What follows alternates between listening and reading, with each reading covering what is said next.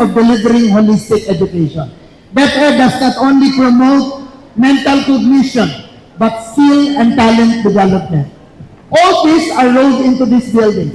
The ground floor has 10 classrooms that will house our students as develop their mental toughness. But at the second floor, which we are housed right now, is a big opportunity for our students to develop skills and talents. You know that it's not just the mental cognition that's important. Skill and development talent. And that fulfills the commitment of Department of Education, holistic delivery of education. And this is a great blessing for Mandaue City, especially Subangdaku Elementary School. I think you're the happiest people on earth this time. Alala ko nung tayo mga bata pa, gone are the days that when we were in the first week of school, sabi nila, walang formal na klase. Kasi naglilinis tayo. The school maintenance week was born to prepare our classrooms so that once classes are open, then students are already ready for that. And ladies and gentlemen, as we gathered as stakeholders, whether in or outside of the circles, we are happy that your presence reflects our shared commitment to providing quality education for every Filipino learner. As we officially launch Brigada Eskwela 2026, or we call School Maintenance Week, we call upon the entire community to once again unite in ensuring that our schools are safe, clean, and conducive, ready for the opening of classes. Through minor repairs, paintings, cleanup, we demonstrate that education is truly our shared responsibility. But this building, now turned over, is more than the minor repairs. But we acknowledge every single contribution for all partners in education that will make the lives of our school children much better than usual. However, Brigada Eskwela is indeed a big platform, but it doesn't have to be celebrated only during the week, because it has to be a year-round Brigada, especially for our partners who can see where to come in, like teacher training, provision of school supplies to our school children, and many more. And I hope that our partners will be very kind enough to take a look at what is really best for our children. Remember, we're training them today because they will soon be our leaders of tomorrow.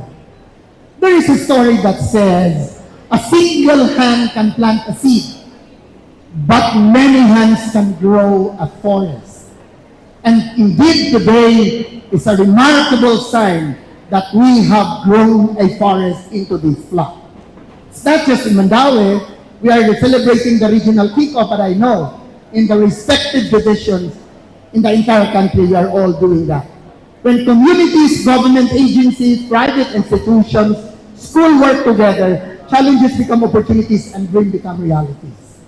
Today, we also celebrate a significant milestone with a turnover, a state-of-the-art building, which has 10 classrooms at the ground floor and this auditorium at the second floor. This remarkable facility symbolizes that DepEd's commitment to deliver holistic education by doing a nurturing not only in academic excellence but also in creativity, leadership, character, and well-being. I remember when I was a teacher in a very remote barangay. The problem of us is where to stage our programs because there's no covered court. We have to withstand the heat of the sun to be able to deliver. And many questions, ba't kapag kasi kayo nagpo-programa? Ano mo kasi, ang mga aralin sa buhay ay hindi lang natutunan sa loob ng classroom. Theories and principles are taught, but these have to be translated into concrete action. By staging culmination activities like all monthly celebrations we do. And this area now will give a big space for our local talent, show their best, and become the pride of Mandaue, of Cebu, and of Region 7. To our dedicated teachers and school leaders, thank you for faithfully carrying out your mandate. Your passion and commitment help build our nation by shaping today's learners who will become tomorrow's leaders. On behalf of the Department of Education, our deepest gratitude to all our partners, our government officials from the province to the cities to the municipalities and even to barangay. and our philanthropists, the family of Mo. Hindi po ako magsasawang magpapasalamat sa kanilang kabutihan. You know, friends, many are capable, but few are willing. And we're just happy that we have that few in Central Visayas. Hindi lang few, madami sila, relatively. And ladies and gentlemen, when schools and communities work as one, every child wins, every dream grows, and every future becomes brighter.